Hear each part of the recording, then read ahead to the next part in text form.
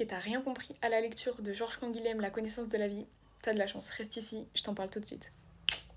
Donc j'ai fait une précédente vidéo qui parle du contexte, maintenant on va pouvoir attaquer sur la partie introduction, qui s'intitule La pensée et le vivant. Donc déjà, Georges Canguilhem, il commence par une forte introduction puisqu'il commence par connaître, c'est analyser.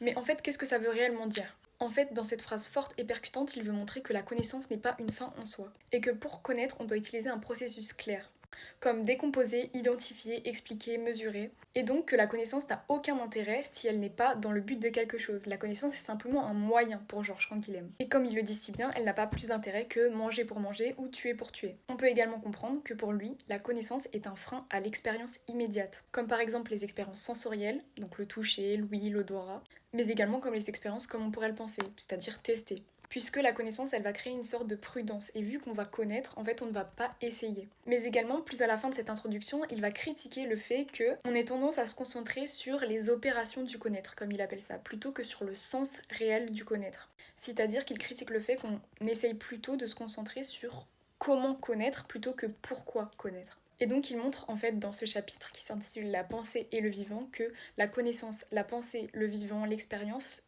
sont toutes des notions qui sont liées entre elles. Et également, j'ai oublié de le préciser, mais que tous les processus de connaissance utilisent l'analyse.